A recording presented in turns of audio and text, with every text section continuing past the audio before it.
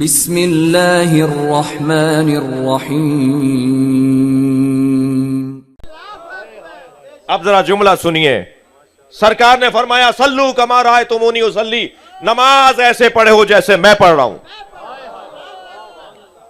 25 سال کے بعد جب مولا کائنات نے اپنے دور حکومت میں پہلی دفعہ جماعت پڑھائی اور اصحاب مصطفیٰ نے علی کے پیچھے نماز پڑھی، تو جیسے ہی نماز مکمل ہوئی تو اصحاب ایک دوسرے سے مڑ کر کہہ رہے تھے لقد ذکرنی صلاۃ محمد، آج علی نے ہمیں نبی کی نماز یاد دلا دی۔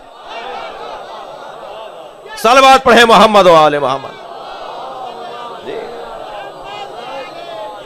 تو پیغام یہ ہے کہ جیسے نبی نماز پڑھتے تھے ایسے نماز پڑھی جائے گی تو اللہ کی عبادت ہوگی، جیسے علی نماز پڑھ رہے ہیں ایسے پڑھو گے تو اللہ کی عبادت ہوگی۔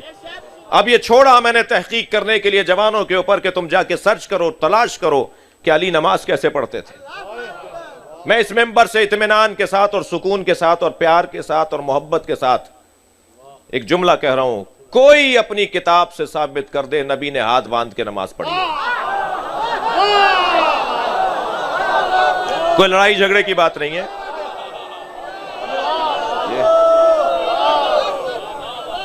کوئی تناؤ کھچاؤ کی بات نہیں ہے، کوئی دل آزاری مطلب نہیں ہے۔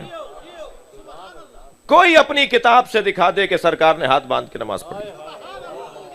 لے دے کے دو روایتیں ہیں، دونوں روایتوں میں یہ ہے کہ حکم دیا گیا کہ آج کے بعد ہاتھ باندھ کے نماز پڑھی جائے۔ خود شارحین کتب سیاہ ستہ کے شارحین کا یہ اختلاف ہے کہ حکم دیا کس نے، طے ہی نہیں ہے کہ حکم کس نے دیا ہے۔ سرکار نے کیسے نماز پڑھی؟ مولا صادق فرما رہے ہیں کہ ایسے نماز پڑھنے سے نماز باطل ہو جائے گی۔ امام مالک فرما رہے ہیں جو ہاتھ کھول کے نماز پڑھے گا اسے باندھنے والوں سے زیادہ ثواب ملے گا۔ امام مالک، آپ مکے چلے جائیے، میں ایک سال ٹی وی چینلز ماہ رمضان کے پروگرام دبئی سے بھی ہوتے تھے شروع میں، جب یہ عالم آن لائن شروع ہوا تھا تو وہاں سے شروع میں وہاں سے ہوتے تھے، پھر پاکستان میں ریکارڈنگ اور نشر ہوتے تھے۔ تو ایک سال ہم وہاں گئے، اون بھائی تو بانی ہیں عالم آن لائن جیو پروگرام کے، جناب مولانا محمد نقوی، اور وہ میزبان ہیں ڈاکٹر صاحب، اور دوسرے سنی عالم دین جناب شبیر الازہری، وہ اور مولانا اون صاحب مل کر سب سے پہلا پروگرام ان لوگوں نے کیا، اور پھر اس کے بعد تو اب ہر چینل پر ہو رہا ہے جی۔ تو ایک سال جو ہے وہ ہم وہاں سے ریکارڈنگ تھی، تو عید ہمیں شب عید وہیں ہو گئی تھی، تو عید وہیں ہو گئی تھی، ہمارے ہاں عید ایک دن بعد تھی، وہاں ایک دن پہلے عید ہو گئی تھی۔ تو وہاں کے ٹی وی چینلز پہ امارات کے رؤسا، جو رائل فیملی کے جو تینوں ملکوں کے جو امیر ہیں جو رؤسا ہیں، ان کی نماز عید دکھائی جا رہی تھی۔